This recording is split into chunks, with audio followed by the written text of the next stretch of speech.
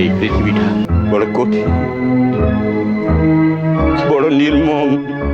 বাংলাদেশের সাংস্কৃতিক পরিসরে কিছু নাম আছে যারা আলোচনার কেন্দ্রে না থেকেও নীরবে নির্মাণ করে গেছেন এক অনন্য ঐতিহ্য।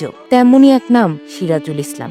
মঞ্চ, বেতার, টেলিভিশন ও চলচ্চিত্র চারটি মাধ্যমেই সমান দক্ষতায় বিচরণ করা এক নিবেদিত প্রাণশিল্পী। তোরে কইছে তুই বেশি জানস।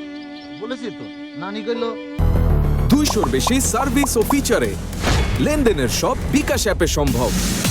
1938 সালে হুগলিতে জন্ম নেওয়া এই মানুষটি দেশভাগের পর ঢাকায় এসে যে জীবন শুরু করেন তা ধীরে ধীরে রূপ নেয় শিল্পের দীর্ঘ সাধনায়। অভিনয়ের সঙ্গে তার সম্পর্ক চলচ্চিত্র দিয়ে শুরু হয়নি, বরং মঞ্চ ও বেতারের অভিজ্ঞতায় তাকে গড়ে তোলে ভেতর থেকে। নিজের প্রতিষ্ঠিত নাট্যদল অবসরের মাধ্যমে তিনি নির্মাণ করেছেন এক সাংস্কৃতিক চর্চার ক্ষেত্র। 10 লাখ! বাবা বাবা, খুব ভালো খুব ভালো।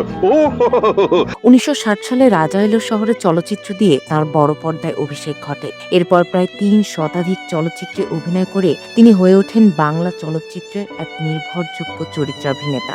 তিনি চরিত্রকে ফুটিয়ে তুলতেন এমনভাবে যেন তার জীবনেরই প্রতিফলন। হ্যাঁ, মেয়ে তো তোরই, তাকে রক্ষা করার ক্ষমতা যখন তোর নেই তখন তোর বাবা হওয়া উচিত হয়নি। অভিনয়ের পাশাপাশি পরিচালনাতেও তার পদচারণা ছিল উল্লেখযোগ্য। আবার শিল্পচর্চার বাইরেও তিনি ছিলেন একজন সরকারি কর্মকর্তা এবং একসময় সাংবাদিকতাতেও যুক্ত ছিলেন। 1984 সালে চাষী নজরুল ইসলাম পরিচালিত চন্দ্রনাথ চলচ্চিত্রে অভিনয়ের জন্য তিনি জাতীয় চলচ্চিত্র পুরস্কারের শ্রেষ্ঠ পার্শ্ব অভিনেতা স্বীকৃতি অর্জন করেন, যা তার দীর্ঘ শিল্প জীবনের এক গুরুত্বপূর্ণ মাইলফলক। রে বাবা, আজকে সবাই তেল হয়েছে না? খেপাতে দাঁড়িয়ে আছো কেন তখন? যাও না এখান থেকে। 2015 সালের 24 মার্চ তিনি পৃথিবী থেকে বিদায় নেন, কিন্তু তার চলে যাওয়া কোনো সমাপ্তি নয়, বরং এক স্থায়ী উপস্থিতি যা রয়ে গেছে বাংলাদেশের চলচ্চিত্র ও নাট্য ঐতিহ্যের ভাঁজে ভাঁজে।